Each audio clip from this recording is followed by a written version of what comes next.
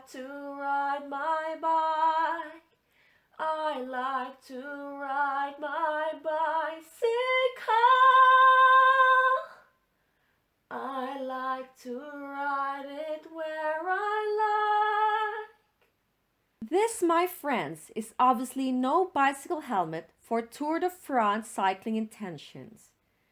This is more Tour de Provence while picking Levants along the way kind of cycling day. This is my helmet for sunny and not so windy days. Whether you like it or not, I will show you how I made it. I used a skateboard helmet, 2 pieces of the same style and size wide rim adjustable straw women's visor beach sun hats, double-sided tape, glue gun, a pair of scissors, sandpaper, isopropyl alcohol, cotton, a glass of water, a rag, masking tape, needle, and thread that matched the color of the beige colored hat. Cut a small piece of sandpaper.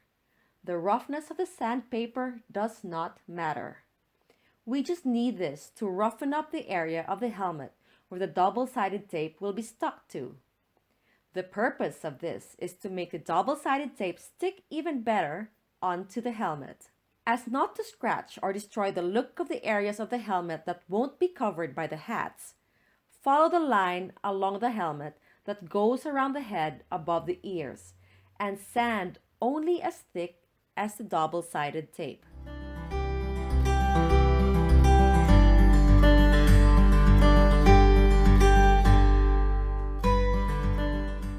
When that is done, dip the rag into the glass of water and use the wet area to wipe the sanded part of the helmet to remove any loose material and other dirt. This is followed by wiping down the sanded area with isopropyl alcohol poured onto the cotton to remove any oils to make it drier and thus help the double-sided tape stick better. Now, grab the double-sided tape and stick it along the sanded area. Do not remove the tape's release liner yet.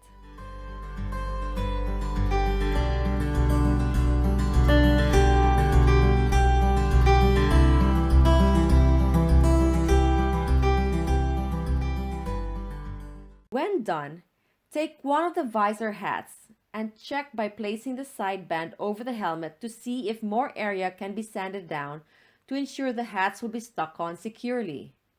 In this case, yes, another row of double-sided tape is necessary. Therefore, the process of sanding just to the thickness of the double-sided tape above the already stuck-on double-sided tape is repeated.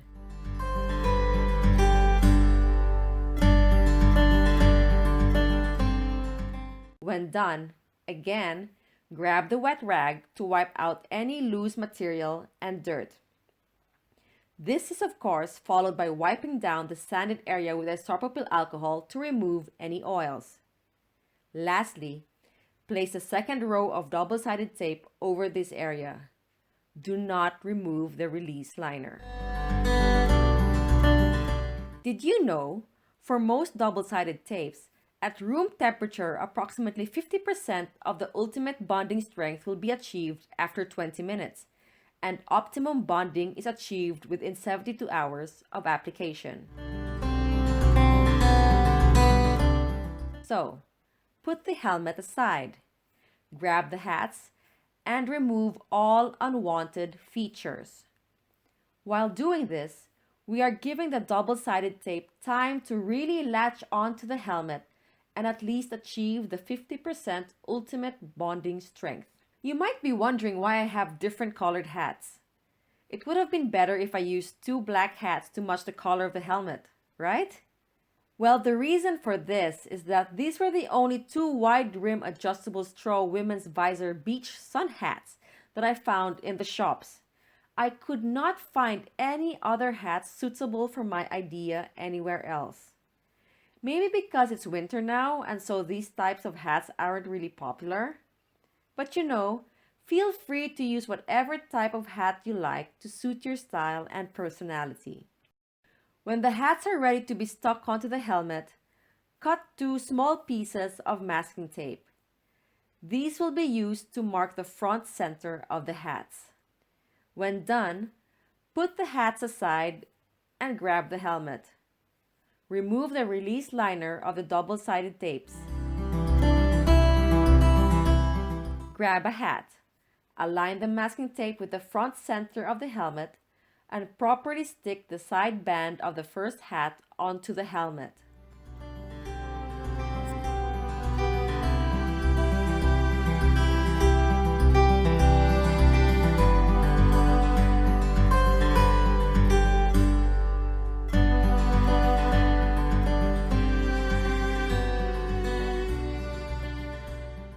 Following this, stick 2 rows of double-sided tape almost completely around the hat. We don't need the tape to go completely around the helmet and hat this time because the second hat is of the same size as the first one and is therefore known to not completely cover the whole circumference of the helmet. In this case, since the hat covering the front part of the helmet was stuck first, the double-sided tape will be stuck on this way. Alright, now let's stick the hat for covering the back of the helmet on. As per the first hat, place the center of the hat, which is marked with the masking tape, to the back center of the helmet and stick the side band on properly. You know what? Now that I think about it, I should have stuck the hat for the back part of the helmet first.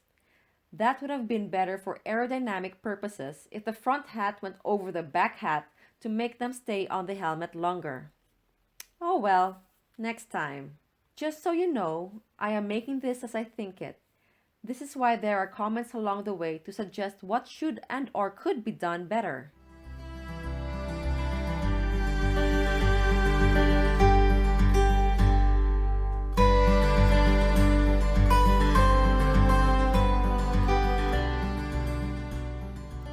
When done, remove any uncovered double-sided tape.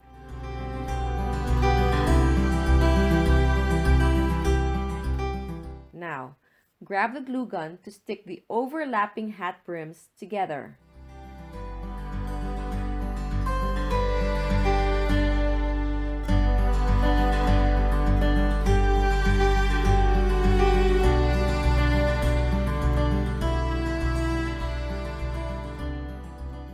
Grab the needle and thread. Sew on the thread onto the center of the front hat's brim edge. Tie this thread to the front center cool air vents of the helmet. The purpose of this thread is so that the brim on the hat cannot fold forward and cover your eyesight while cycling. This is because the hats used here are soft brim hats. This thread may not be necessary if this was a hard brim hat. Alright, that is sewn on. Grab the masking tape and tape tightly around the side band of the hats. The purpose of this is so that pressure is placed onto the hats to the double-sided tape and double-sided tape onto the helmet. As mentioned earlier in this video, double-sided tape optimum bonding is achieved within 72 hours of application. Therefore, leave this masking tape on for at least 72 hours before using the helmet. Now, should I have put the masking tape on before placing the thread to prevent the hat's brim from covering the eyesight? A big YES, yes. Again, as mentioned earlier, I am making this as I think it, and this is a process that should be done better next time. Okay, it's been 72 hours. Remove the masking tape and ta-da! The helmet is ready for use.